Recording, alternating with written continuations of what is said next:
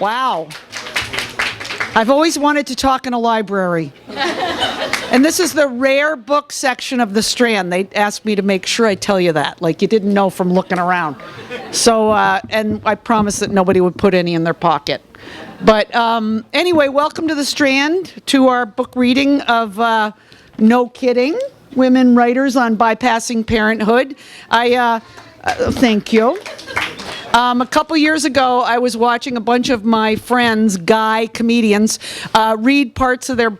This book came out, and of course I can't remember the name of it, so I'm not going to push it. But she had gotten all these guy comedians to write about what it's like not to have children, you know. So I'm standing there, and they're really funny, and I'm Susie supportive, you know. And I said, "Well, what about me? What about me?" And one of Lou Schneider looks at it and says, "Hello, write your goddamn book, okay?" So I said, "Okay." So I wrote up a treatment, and my lovely agent, Lydia Wills, was nice enough to sell it to Seal. And then all of a sudden I realized I better find some women that'll write essays about it. So I started calling first my friends, and then some people I don't know that well, but that I've gotten to know over the editing process.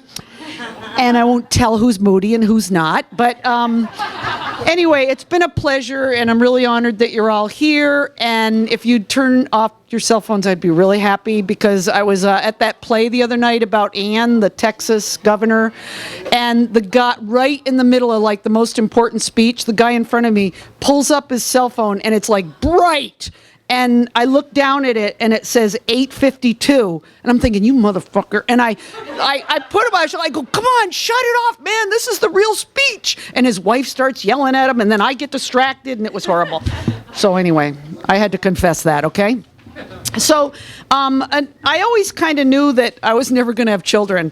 And I was telling my sisters have kids, my brothers and sisters all have kids, and I was telling my friend Laura Keitlinger, who's a comedian, about it, and I said to her, we were working up in Jamestown, New York, at a horrible comedy gig, and we were in the town Lucille Ball. I call her Lucy because we're so close, but Lucille Ball was born and brought up there, and they have this thing called the Lucy Fest, and there's a town by it called Lilydale that's like a place where all the psychics and mediums go in the summer.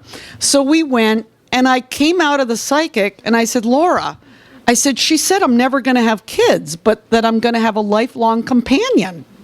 And Laura goes, did she tell you that lifelong companion's going to eat out of a bowl on the floor? So that was Laura's little funny joke.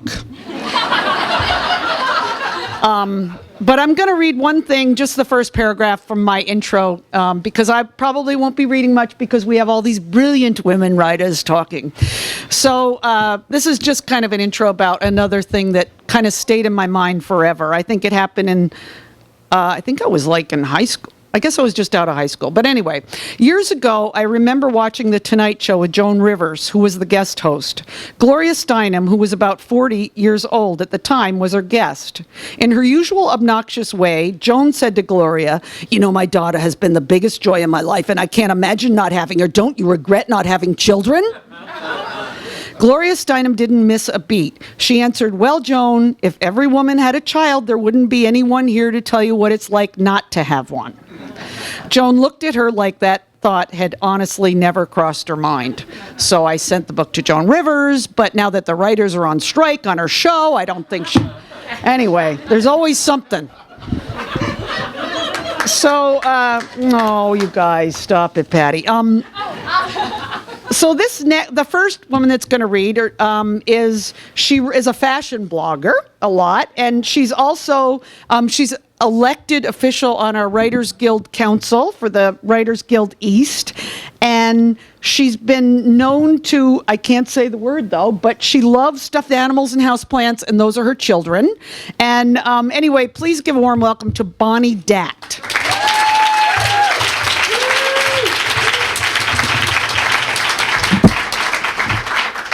What to expect when you're never expecting. Here's the truth. I can't have kids. That's what I told my cab driver as I attempted to look distraught, my lips quivering. And my ploy worked. Finally, this man, who relentlessly insisted that I would change my mind about not having children, clammed up and began focusing intently on the road. Yes, after years of being told by complete strangers that I didn't know my own mind, I'd finally learned the secret to get people to drop the kid thing. I just had to lie about it. Because, of course, the pages would be mixed up.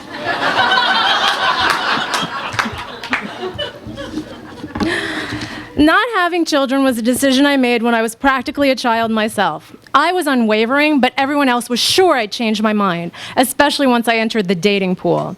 In the next part of the essay, which has been cut for time, I tell some dating stories, very witty, including one about a guy who said, "You'll change your mind about kids. Who will take care of you when you get old?" which I thought was terrible. After a while, I learned not to even mention kids on early dates. But then along came Chris, a cute, brilliant, funny, British Cambridge-educated banker.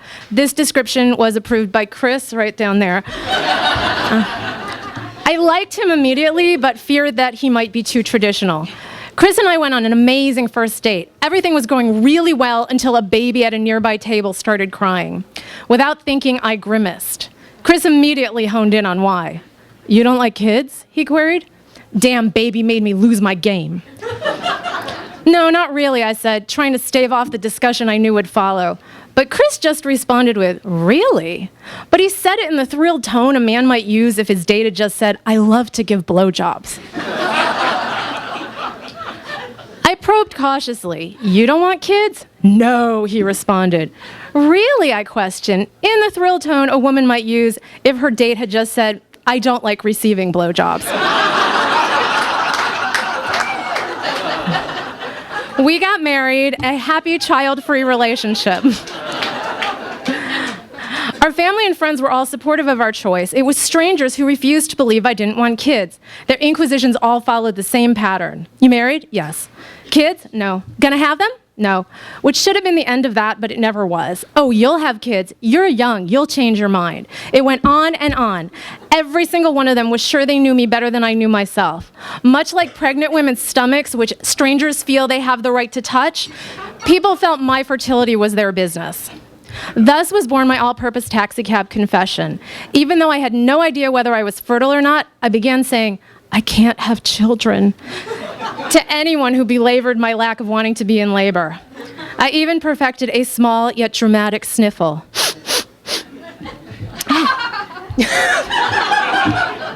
Hey, it was justified. Did I tell my cab drivers he'd regret having 6 children and would eventually put 5 up for adoption? No.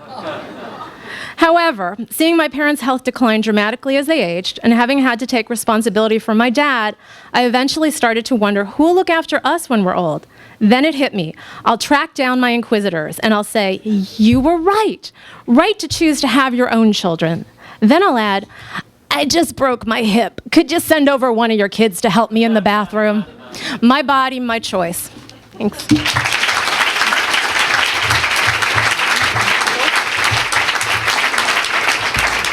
Thank you, Bonnie. The next woman that's going to read was when I started doing comedy in 1980. She was one of the first people I met. And when I thought she was, it was in Chicago, and she was actually, she had been done with a resident company of Second City, where she performed with the lovely John Belushi for years. And I think that was enough to make her move with her lovely husband to Texas and to write nonfiction. But she was recently recognized by the Texas Associated Press managing editors for their Comment and Criticism Award. And she has a regular column in a newspaper down there. And I'm really glad she came all the way from Texas, and we had a good dinner last night. And so please give a warm welcome to Judy Morgan.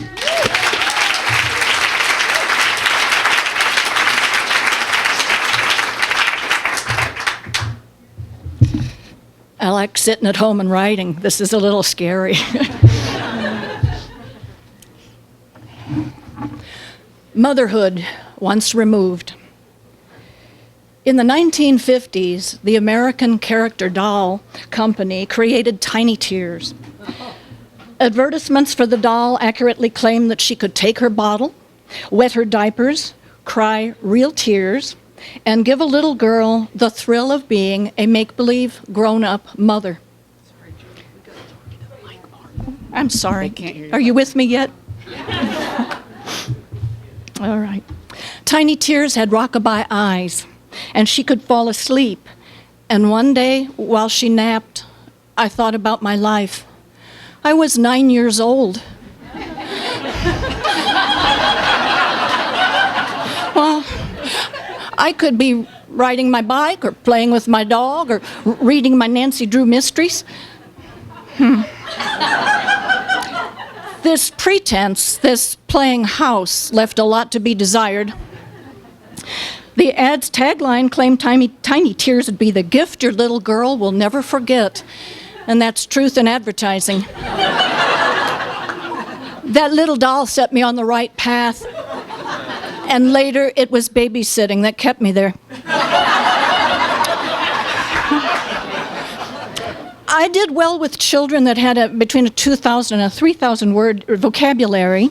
We'd play games and tell stories and read books. But babies, although cute and sweet, were a problem. Their pointing and unintelligible speech. Come on, there's birds that recognize colors and shapes and...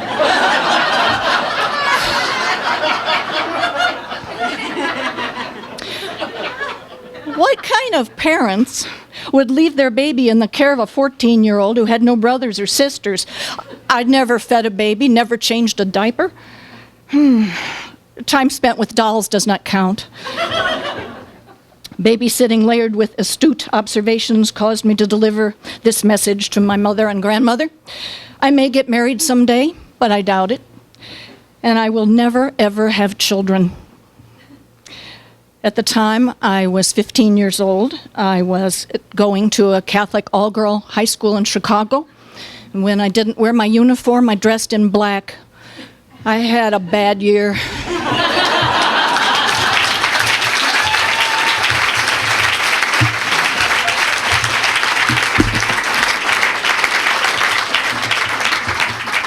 Thank you, Judy. Our next author I met at the Naked Angels writing group, when they read essays, and she read an essay, and I asked her if she had kids, and she said, "Are you kidding me?" So she recently directed a short film called Blood from a Stoner, based on her play of the same name, and it took her 9 months to write the play. She wanted everybody to know that. Anyway, Jeanne Dorsey.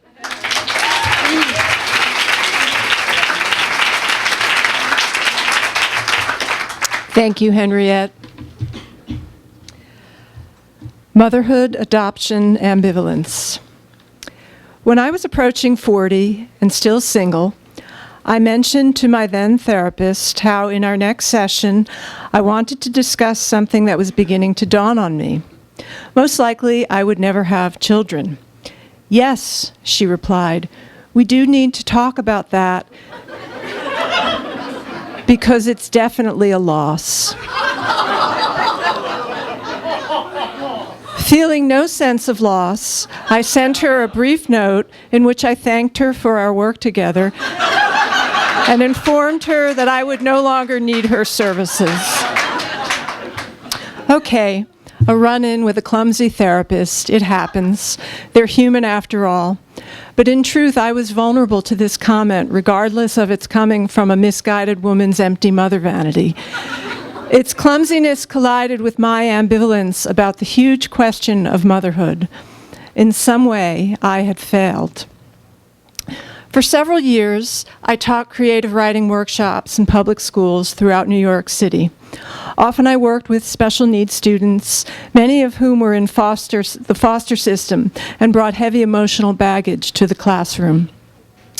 Yet it was frequently the most difficult of these children who responded fully to the writing assignments. They had so much to say and a deep desire to be heard. It was during this period when I entertained an adoption fantasy. After all, I had reached some really problematic kids and got them to open up and achieve work that made them feel proud. Surely I could offer a good life to Kevin or Dahlia or Jasper, but then I would show up the next week and Kevin's would spend the entire class snoring. Dahlia would tell me I was a dumb bitch, and Jasper would say, "Thank you, Miss Whatchamacallit, but I'm not in the mood to write poetry today. You can take your crap and go." and I would be roused from my naive dream. On the ambivalence scale, I began to register a solid 10. One of my closest friends is the proud mother of a gifted teenage boy. He's also my friend, not because he's the son of someone I'm fond of, but because he's good company all on his own. He's preternaturally intelligent, funny, thoughtful, and sociable. She's devoted a large portion of her life to him, and at times she admits to feeling the sacrifice. But by and large, she's grateful.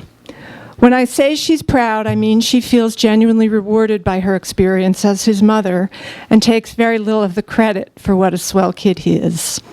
I'm lucky. He's just a nice boy and really smart, and I don't know how much I have to do with any of it. It's a comfort to witness my friend participate in what I view as one of life's grand experiments and end up with this experience. It's not an experiment in which I'll have the chance to participate. Motherhood is not in the cards for me. Is it a loss? How would I know? I'm too busy living. I'm blessed with a full, healthy, and interesting life. And then every once in a while, true to my gender, I ask myself, how would I feel if I were someone's mother? And how would that someone feel about me? There's nothing I will never know. There's nothing either good or bad, but thinking makes it so.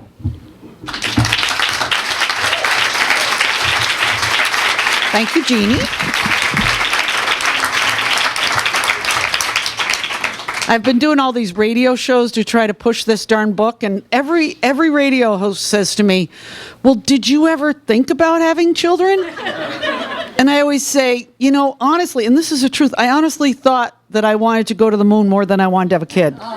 And I haven't been to the moon yet, but I might go, okay? Someday. This next writer, I had to hunt down. I remembered her from the old days in comedy. And I thought I just loved her back then, and I hunted her down. And she's a copy editor at Forbes magazine. She told me that she spent the bulk of her life since I knew her 20 years ago being chased by the villagers.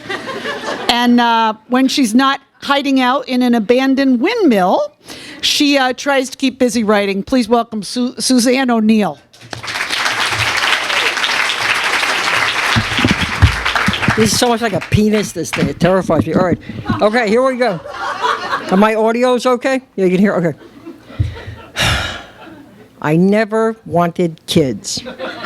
Mostly because I want no truck with anyone else's vomit, mucus, feces, flatus, or chicken pox vesicles.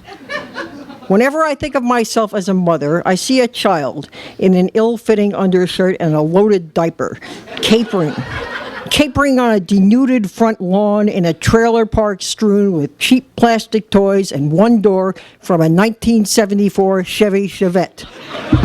In the kitchen, which always smells faintly of souring milk and human methane, there is on the table one unwashed plastic bowl, glistening with the memory of whole milk, with one dried, generic Fruit Loop clinging to its side.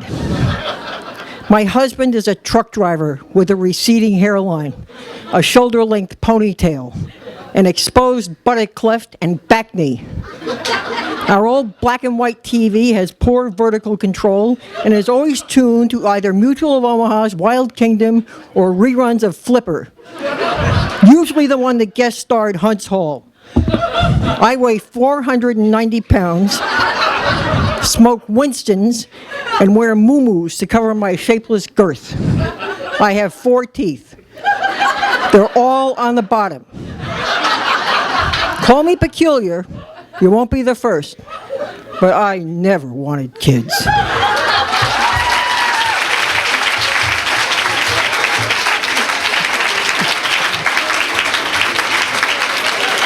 Oh, boy. I'm very glad I hunted you down.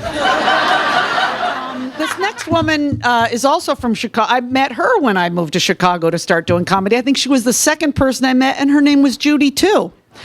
And she's the only writer that didn't send me her bio. And everyone else did, but I can tell you that she moved out of Chicago just like Judy Morgan, only she moved to Maine to get the hell out of Dodge. And she's been there for about 20 years now, and I love her dearly, and I'd like you to give a big warm welcome to Judy Nielsen.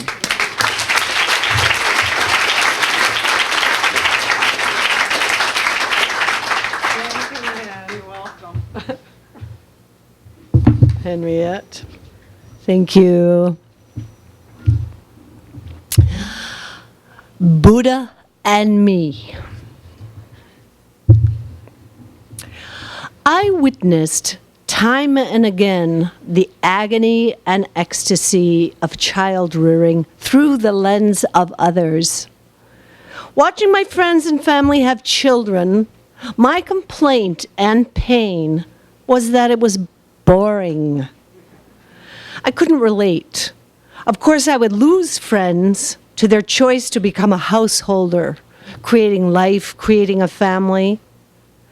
I realized that bearing children for some is the ultimate art, the art of human being.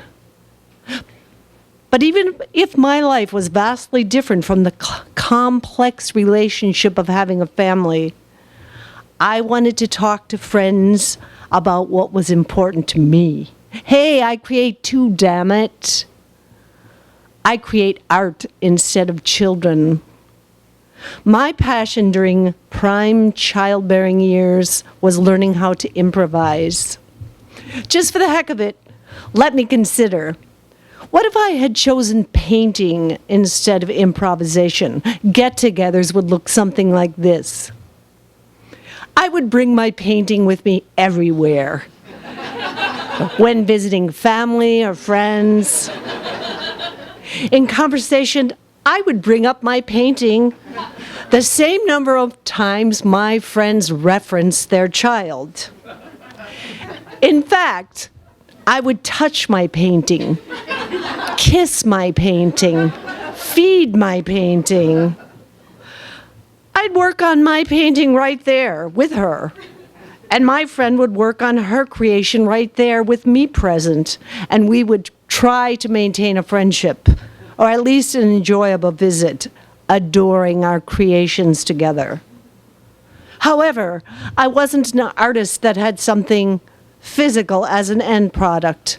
So sharing what was important to me, my creation, acting, improvising, was challenging. As a result of choosing such vastly different paths of creation, my parental friends and I eventually parted ways.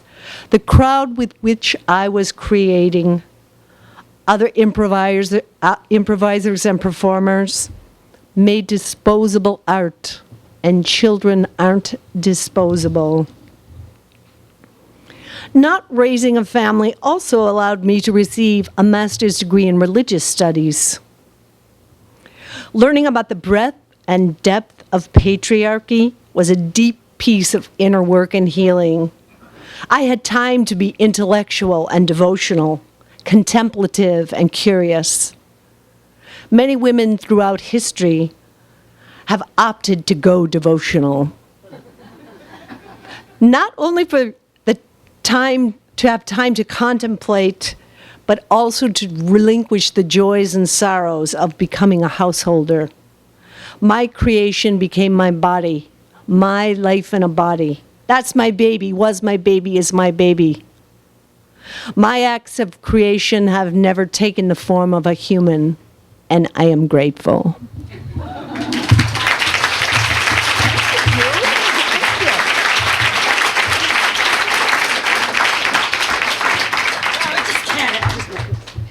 Oh my God. Okay, Patty Scanlon came in from Los Angeles for this. She was just nominated for 7 LA Weekly Awards, including Performance and Production of the Year for her play, Death of a Salesgirl. And she's all wound up. This is her old neighborhood. She lived in this neighborhood forever. Now she's Miss LA, but please welcome Patty Scanlon. Thank you, Henriette, for putting this great book together. It's been a lot of fun. What's it all about, Dudley? Dudley is my dog. Okay. Can you hear me now? Okay. I'm thinking I may not actually be very good at relating to actual human children. I once had a very short-lived career as a kindergarten teacher. I think that career lasted maybe a week, tops. I got fired because the children began to cry and hide beneath their desks whenever I sang Itsy Bitsy Spider to them. At first I wasn't sure why. I thought I was doing a good job. I certainly put my all into it, as I do with everything. I spent the entire night before my first day in the classroom rehearsing the song and the gestures that accompany it. I wanted to make sure they were precise and meaningful, rather than vague and sloppy as they so often are. During my training, I had observed other teachers singing the song to their students, and their hands would flutter aimlessly while they led the class in song, especially when they got to the bit where the spider falls down the drain. Most of them seemed to just skip right over that part, actually, as if it had never happened. But in my opinion, isn't that the point of the whole song? Yes, it is true. My rendition of the song did make the children cry and run for cover. Why? I'll tell you what I think, and it's not necessarily a bad thing. I think my interpretation of the song enabled the children to understand for the very first time what the song is really all about. A mentally ill spider. Here's this stupid spider, crawls up the water spout, gets washed out by the rain, is given a temporary reprieve by the sun, and she crawls up the very same spout again. Why not try a different spout? The very nature of the song's structure implies this is how this particular spider spends each and every day, crawling up the same spout, knowing full well the rain is going to come down and wash her out of that spout. And yet the spider continues to do it again and again and again. The definition of insanity, according to Albert Einstein, is doing the same thing over and over and expecting a different result. There you have it. Itsy Bitsy Spider is an intrinsically sad song, which I tried to explain to the principal when she fired me for making the children cry while singing what she called a simple nursery rhyme. If I had a child, there would be none of this itsy bitsy spider crap. No, I'd be the lone mother in front of the school marching with a picket sign chanting, "No more itsy, no more bitsy, stop, stop with the spout. It's not working, cut it out." I would be the type of mother that would read Sartre to my children each night before they went to bed, rather than bore them with Goodnight Moon. Together, each night, my children and I would scale the existential peaks and valleys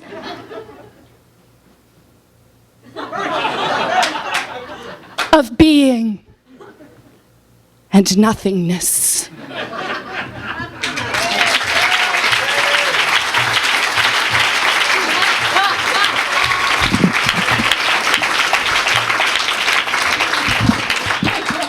And I had to edit that. Okay, just so you know. All right. This next person is an old friend of mine too, and she actually was on Broadway in Death of a Salesman with Dustin Hoffman, and she. Oh my God, you've been the New Zealand butter lady, a successful running character that made me a celebrity in New Zealand. Wow, that's nice. But she slept with too many comedians. That's why she remains single and childless. I hear you. And She is now the chairman of the Masters of Fine Arts Acting Department at the New School for Drama. Please welcome Kathy Rossetter.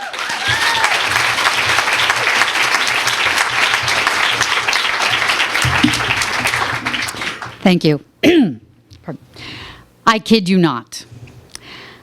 I've never met a woman your age who didn't have children. It's so weird. My 40-year-old lover blurts this out as he rolls off me in ecstasy. Typically, not the words a woman wants to hear after a spirited session in bed. Where was the, "You're so hot, awesome"? Damn it, at least my vagina is still tight. You know, my breasts are almost still perky, no stretch marks. Why is he bringing that up? What the hell kind of spooning is this? You know, I hate this conversation. It's full of assumptions and misunderstandings. Major assumptions are that I am a feminist and a career woman who never wanted kids, that I was traumatized as a child, that of course I have had one or more abortions, that I am selfish and self-absorbed, and that I will never really understand life and the depth of unconditional love. Men assume I'm so independent that I'm not even looking for a relationship and I'm just a good time girl. Some have even intimated that as a woman, I seem unnatural. The truth is, I always assumed I'd have children. Same way I'd assumed I'd be married and have a successful career and live almost happily ever after. After all, I was a part of a generation of young women who were told we could have it all. No one knew how, but they were sure we could. I never considered myself a feminist. The same way as I lie next to my buff younger lover, I don't consider myself a cougar cliché. Oh, sure, as my friends dance at their children's weddings and bounce grandkids on their knees, they squeal and cheer me on with my exploits with my lover. They call me their hero. But I know they don't yearn to be me. They secretly, and in some cases not so secretly, feel sorry for me. Is my life glamorous or pathetic? Have I not fulfilled my biological imperative? When I die, will anyone notice or even miss me until the neighbors complain of the smell? How did I get here? How do I answer my lover? I was a small town girl from Pennsylvania, middle class, middle America, middle of the road Irish Catholic. Dad worked, Mom stayed home with my 3 brothers and me. We were the American dream. I was college educated, but I think my parents just felt that would lead to a better husband with greater income potential. At 23, I married a boy from college. I seemed to be on track with the expected life plan. My young husband developed an ulcer and said the stress of dealing with me had given it to him. After 3 years, we broke up. My mother comforted me. A mistake isn't fatal, and at least you found out before you had children. Keep going on with your life. It'll be all right. And the rest of the essay will tell you how when you buy the book. Thank you.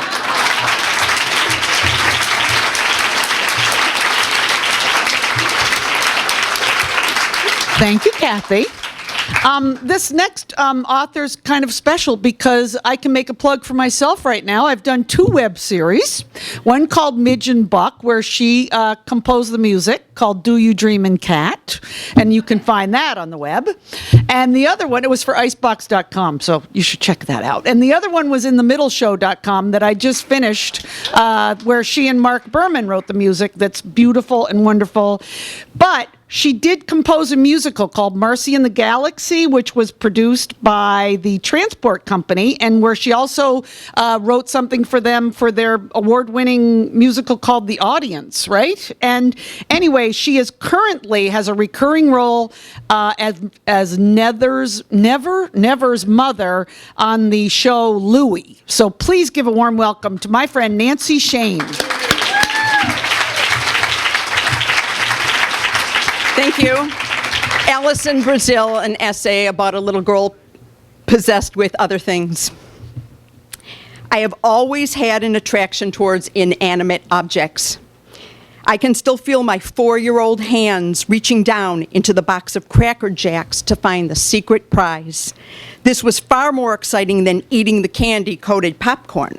I knew that within seconds, I would be holding something wonderful that would be mine and mine alone. And when I touched the magical prize, it would prove to develop its own personality by the sheer fact that the prize from the Cracker Jacks box was in my hand. We would go through life together. I had a reason to live.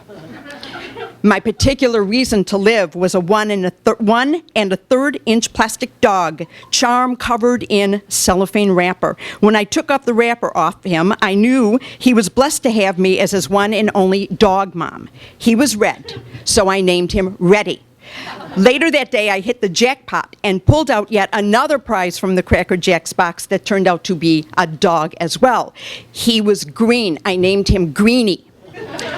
Greenie was big, Reddy was small.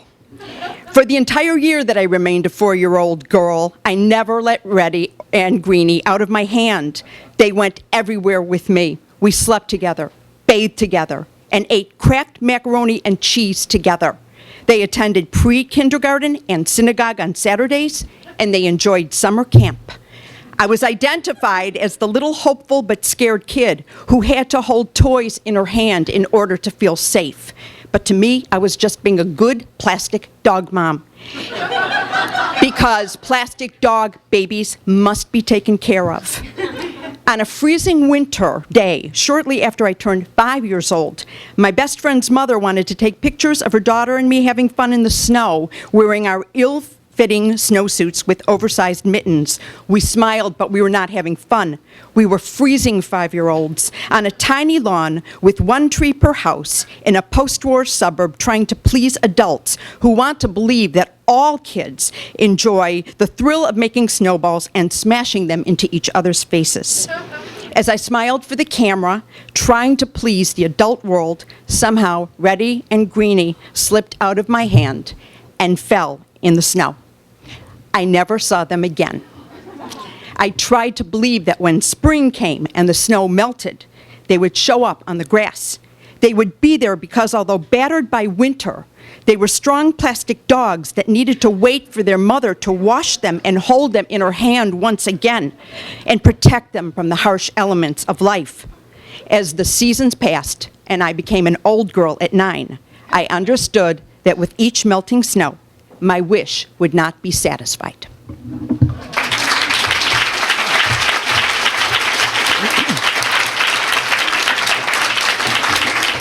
Thank you, Nancy. This next woman you've probably seen on King of Queens or Bored to Death, and she's an actress and a comedian. And I have to tell you right now, she does the best imitation of Marianne Williamson and Jane Fonda I've ever seen in my life. Very, very good. Please welcome my friend Amy Stiller. I feel like Marianne Williams. I feel like I want to say what I'd like to talk about tonight is how I was Jewish growing up in Texas, and okay, but I'm not going to do that. I could give you more, but I like to make you wait. All right. The truth is, I had a magical childhood. My brother and me touring with my parents in The Prisoner of 2nd Avenue, imitating their scenes in full costume for the cast to dazzling laughter and applause. Running into Ed Sullivan's arms at 6, meeting the Partridge Family and the Brady Bunch. Paul Lynde playing Santa Claus in bed with my mother as Mrs. Claus. In a TV special, hearing him say, "The last time I was in bed with a woman, it was my mother." It doesn't get any better than that. I mean, I was so sheltered growing up that by the time I got my first waitress job, it was like joining the Peace Corps. The first time I waited on 2 people who were having a conversation that didn't include me, I was devastated. How was I supposed to be an adult, get married, and have a child or children when all I wanted to do was get back to my childhood? I wanted to be famous because I associated it with that wonderful life. Having a child would be the ultimate defeat. Even now, I feel more like a contemporary with my niece. One day, she looked at me and said, "You know who you remind me of? Miss Hannigan." Then she stopped pensively in her 7-year-oldness and sighed, "No, you remind me of Miss Hannigan and Annie." Yes, right answer, Ella, right answer. Does this sound like someone who should be a mother? I am a fabulous aunt. I like the idea of being a mother, but as a day-to-day thing, it's not for me. The beauty of Peter Pan is that he got to pretend to play a dad with all the benefits of being a child. It was perfect.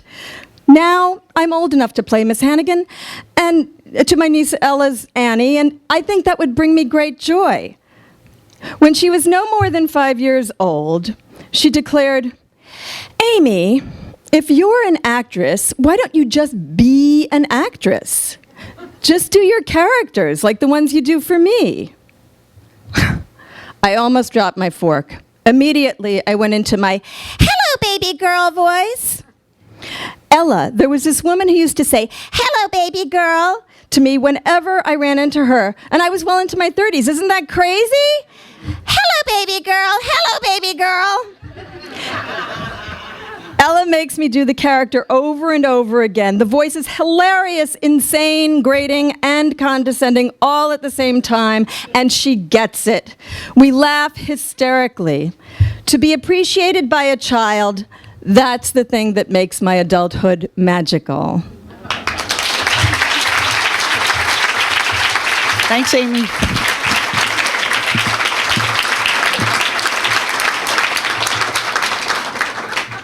This next writer, years ago, we were both stand-ups, and we went on a tour from the top of the Mississippi River down to St. Louis, and we did all the boats that people gamble on in the Mississippi River. And by the end of it, we were so depressed, we just wanted to both dye our hair. Remember? Oh, my God. But anyway, I would like, she was on The Tonight Show. She's been on the show Ellen. She wrote Porch Dogs, The Unmuzzled Truth About Men and Our Relationships with Them. And now, she's right now working on a self-help book called How to Plan Your Own Intervention. Please welcome Susan Norfleet.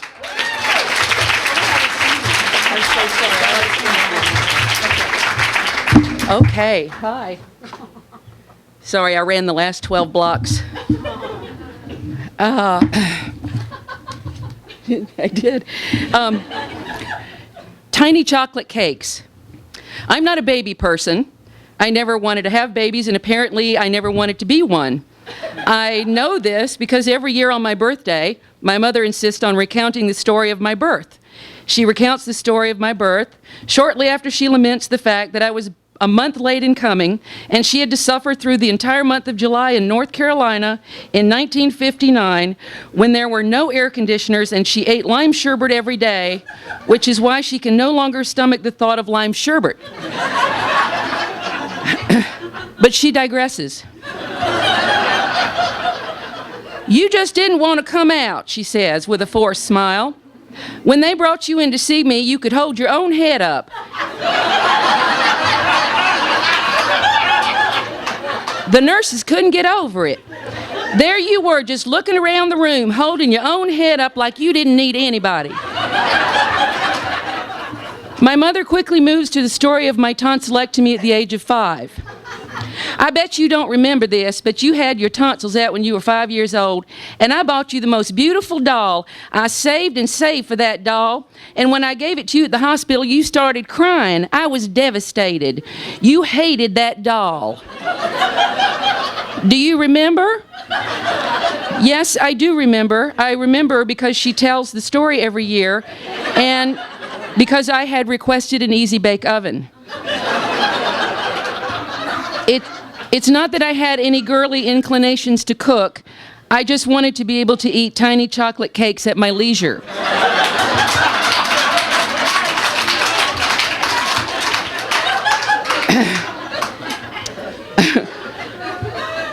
For the record, I did eventually have dolls. I had a Major Matt Mason astronaut doll, a Jane West cowgirl doll, and of course a G.I. Joe.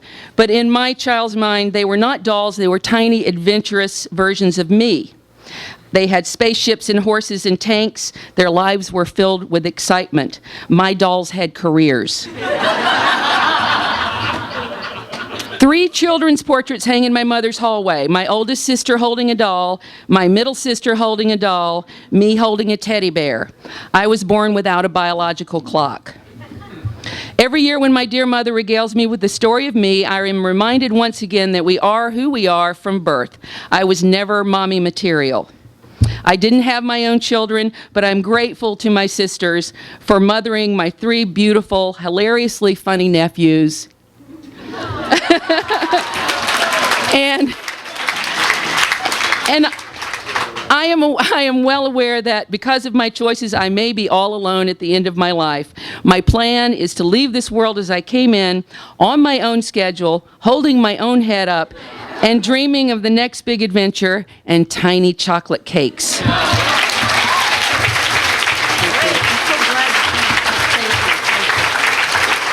Susan Norfleet.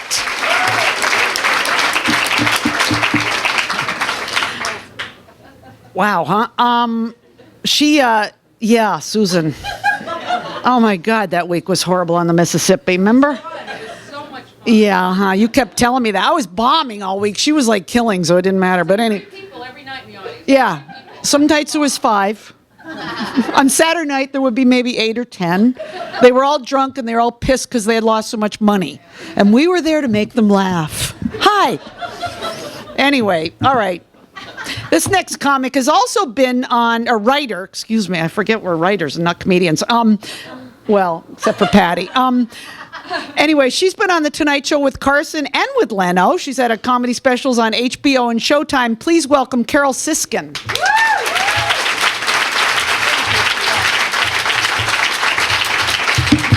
I'd like to thank Henriette for corralling this group of gals. It's a pleasure and an honor. My essay is called Aha, Ha Ha. I have chosen not to study Latin. I have chosen not to drink bourbon. And I have chosen not to have children. On my 30th birthday, too many years ago, my mother said, you know, you don't have to be married to have children. What a shock. My mother was an artist. She always said she was born too soon. She always advised me, marry a pilot, they're never home.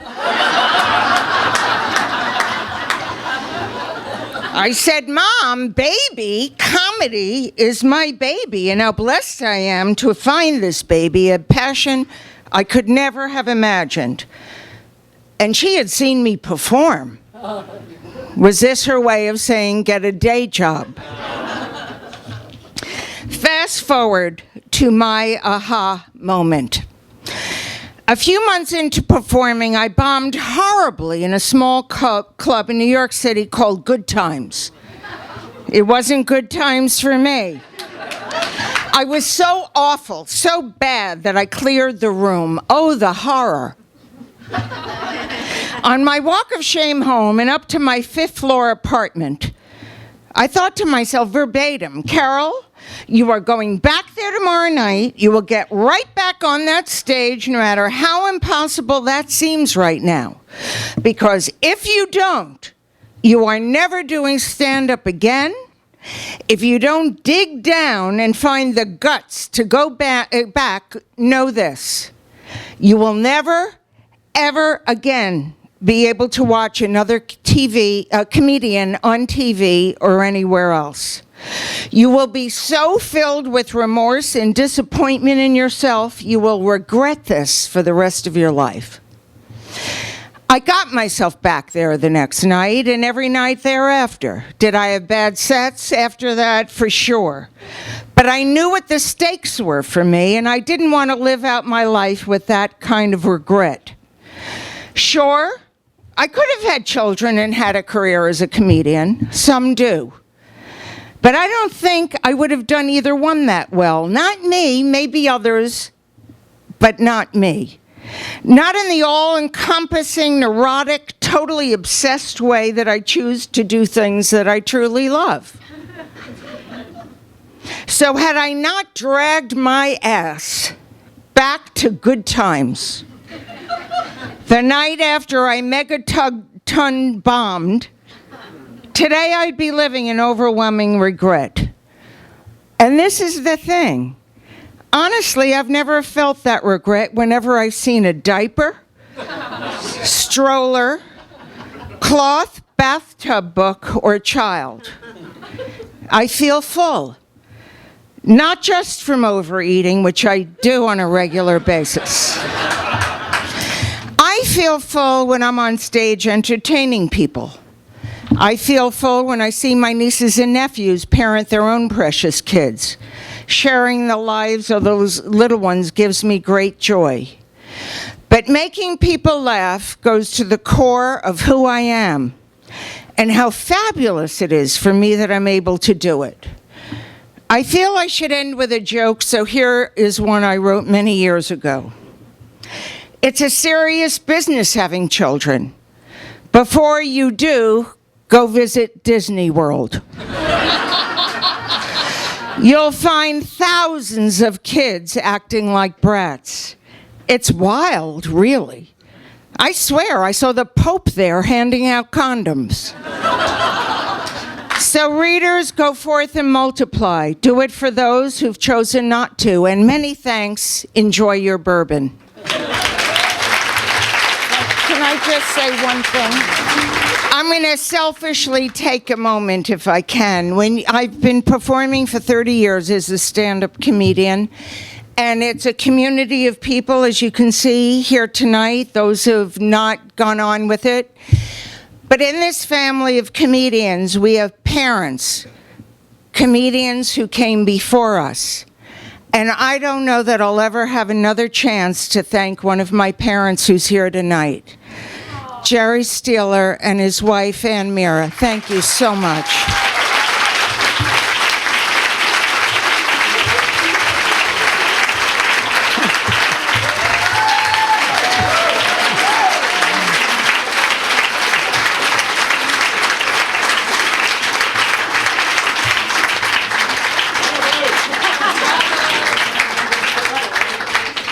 Amy, have you thanked your dad today?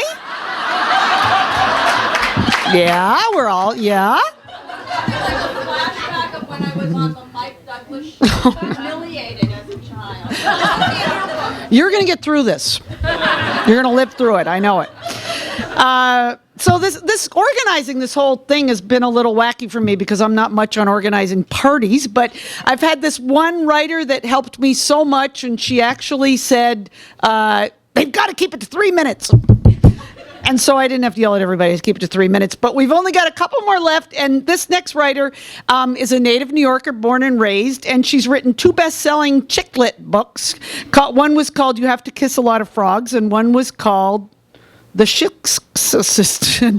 I can never say it, I'm one. Shikska. I said to Nancy Shayne, I go, what's a shizka? She goes, you are one. I can never say it, but anyway, buy her books. They're good. Her favorite role as an actress was playing Frenchie on Broadway in Greece, and she's been such a huge help to me. Please welcome, and I want to thank Laurie Graff.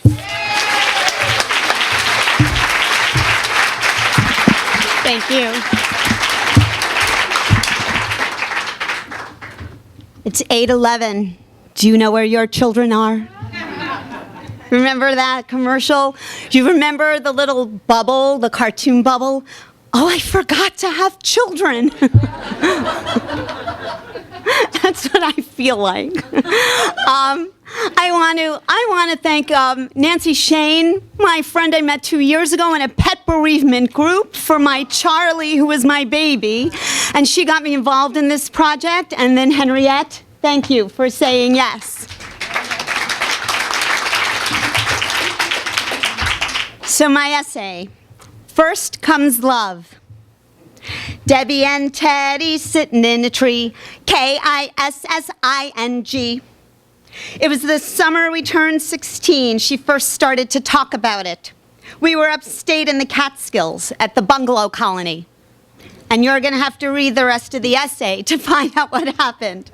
But I will tell you, Skip, remember that thing with the Passover Seder? Skip. So we skip through my life, decades, and I discover that everybody's like on this trajectory, a lot of people on this trajectory to get married and have children. And it dawns on me that I'm not, okay? So I have this little kind of theory. It's kind of surprising to me because I say, oh, there were men. And in fact, I do have to point out 3 of them are here tonight.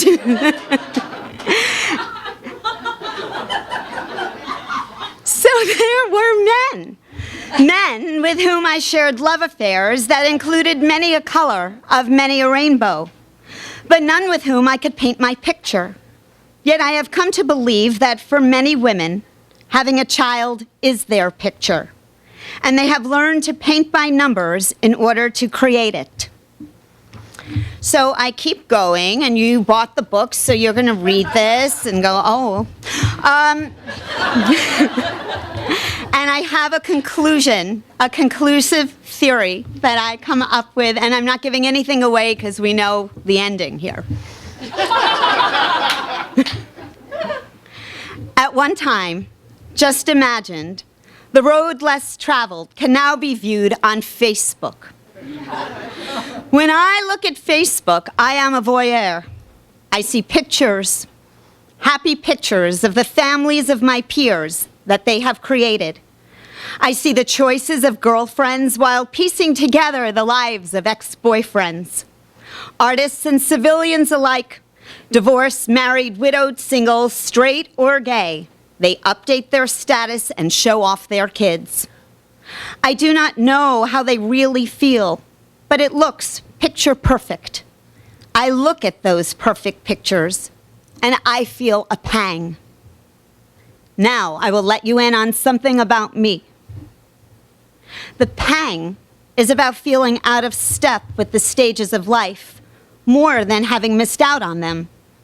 This is not to say that I haven't, for maybe I have, but I have also been too busy to notice. Good, bad, up, down, I continue to stay the course. Still part of the non-civilian us. Still in the city. I still continue the pursuit of my dreams. It's who I am and how I live, my life, my own. I have not passed the baton. The best, I believe, is still yet to come. Thank you.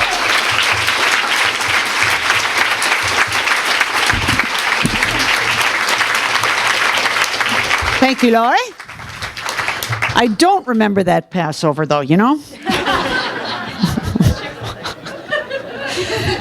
I know. I remember puking after eating all my Easter candy, though. Anyway, all right, here's our last person. Now, when I was trying to find people to write for this book, everybody kept saying, well, you should find somebody younger, as if to say we're all over 40 gals, whatever. And so I thought of this person, and she said that she didn't think she was going to have kids. No, she didn't think she would. She kept saying, well, I don't know. I'm not going to have kids. So, and I love her very much. She actually lives in this neighborhood, so it wasn't that big of a jaunt to get here. And she starred in such indie movies as a teacher and Untitled Elmore Leonard Project, but she's also directing her first feature this summer called Trouble Dolls. Please give a warm welcome to Jennifer Predinger.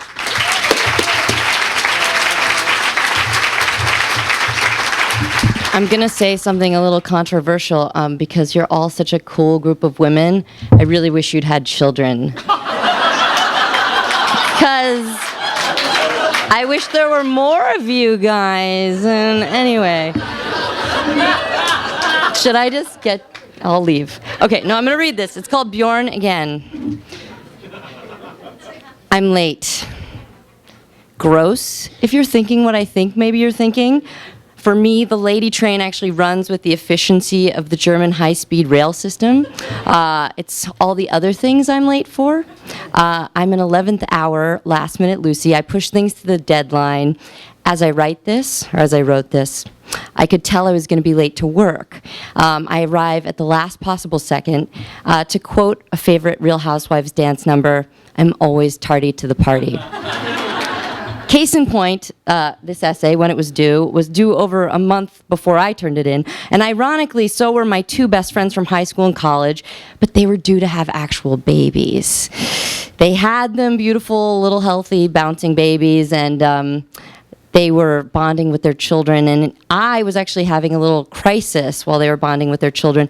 And like a newborn myself, I cried out in the night, and then that manifested in a gray eyebrow hair. And then it seemed my biological clock was just ticking, and I was waiting for the alarm to go off. So as I flipped my uterus over, searching for answers as to why I wasn't thinking about having children while the two friends I was closest with were bonding lovingly with their infants, an unbecoming thought popped into my head. What if I have no one to visit me begrudgingly in a nursing home? Thankfully, I quickly arrived at the conclusion that built-in nursing home guests are not a good enough reason to have children. But speaking of nursing homes, were it possible to skip ahead, I do think I'd make a wonderful grandparent. What's more likely at my pace is I'll be a parent the age of a grandparent, like that 62-year-old lady who posed Demi Moore-style naked and pregnant on the cover of New York Magazine, though instead of looking like the actress, this woman looked more like a skeleton with a baby bump, a very fertile skeleton. Do you remember this picture? It's disturbing. Lore has it that at my age, my fertility is falling off at a steep cliff. I'm at that magic age where apparently it's like 50% chance of having a child. It might just be an old wives' tale to get girls like me married and having babies before it's too late, which does give one pause. Menopause. No, not yet, but I'm sure I'm starting to sound like a cliche of a selfish person living an extended adolescence in New York City who can't be bothered to have children because she's too busy chasing down other dreams like having health insurance.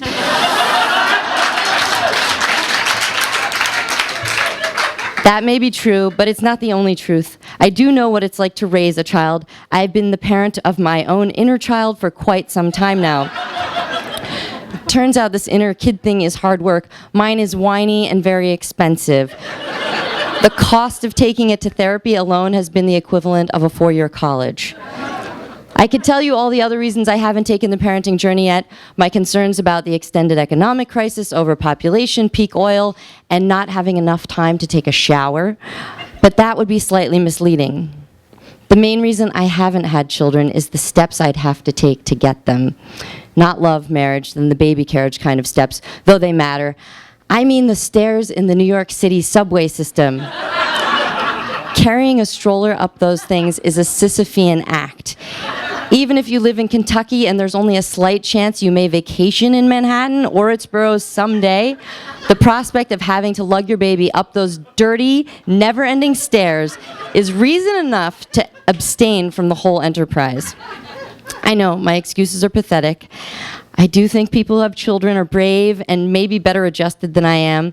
I actually saw a woman on the F train wearing a well-adjusted baby Bjorn with a little person sleeping in it, and seeing his tiny hand, I considered how nice it would be to have a tiny set of hands of my own. But speaking of the train, reminds me I've got to get on one. If I leave now, I'll make it to work just in the nick of time. Habits being habits, maybe the kid thing will happen in a similar way. Looking at my watch, I have about 6 years, no I don't, to still get in the game. Like a player in a sporting event metaphor, I just might get one in at the buzzer. I totally disagree with the end of my essay now. Forget it, I'm done, I'm out. Thank you. She's funny. So this is pretty much the end, and but I want to say a few thank yous. Jennifer Coolidge, who wrote the foreword, who I guess her famous role is Stickler's mom or something, but I never saw it. But Stickler, Stifler's mom, and she wrote, and she's also on that sitcom Two Broke Girls. But anyway, she wanted me to tell you that she was going to come and do a reading of her forward in New York, and I'm not sure, but she made me promise to tell you that. I also want to thank all my friends at my day job, What Not to Wear, for understanding that I needed to take a nap today before this, and they all let me hide in a room and go snooze. That's how hard I work for them. Show is going off the air after 10 years, so tune in. Oh, it's so sad. Whoever thought I'd be working on a makeover show, people? I did, that's so. Anyway, so I just want to, and I especially want to thank all you guys, and thanks so much for buying the book and for reading the book and for telling everybody about the book, and thank a lot of you for not having kids, and thank you so much for not bringing your kids to this damn thing, and thank you very much. Thanks a lot. Bye.